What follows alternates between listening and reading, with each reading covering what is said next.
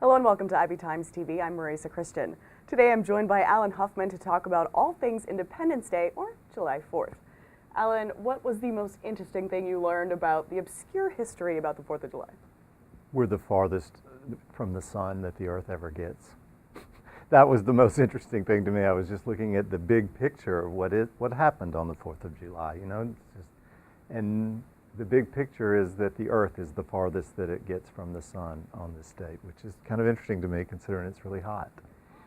We've had interesting presidents' deaths on the 4th of July too. Yeah, no, that was probably the second most interesting thing because Thomas Jefferson, John Adams, and President Monroe all died on the 4th of July.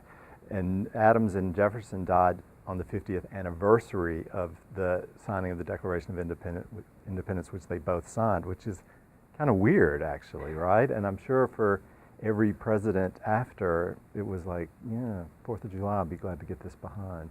Exactly. 3 in a row died on the 4th of July. You mentioned that certain businesses like to keep unflattering information secret and then they release it on the 4th of July from shareholders. Explain this. Right. Well, you know, the 4th of July, the 5th of July, it's usually a long weekend one way or another, and it's a slow news day. You know, not many people are working around that time. So sometimes people will take advantage of that if they want to grab some headlines, but sometimes they will also try to slide in under the radar, which was the case when Apple a few years ago, wanted to and felt they needed to disclose some questions about backdating of stock options, and so they thought, oh, the 5th of July, that's the perfect day to do it because it won't get much of attention. But the journalists have learned that that you can kind of scan the stories that day and find those sorts of things that people try to slide through. So there's a lot that happens on that news cycle. Now, you had a fun fact about the bikini for 4th of July. Yeah, it was one of those things that on the 5th of July, actually, at a pool in Paris, the bikini was unveiled.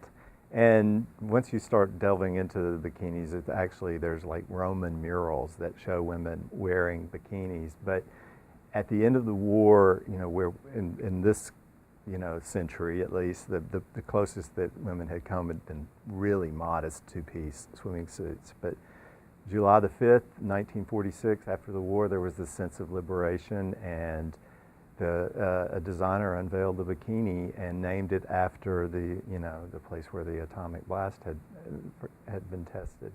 So it was interesting because he had a hard time finding a model to wear it and had to go with the showgirl. Now, quickly, this is not all about American independence. Who else shares this holiday with us? Venezuela, Cape Verde, which was a former Portuguese colony. Venezuela got its independence from Spain.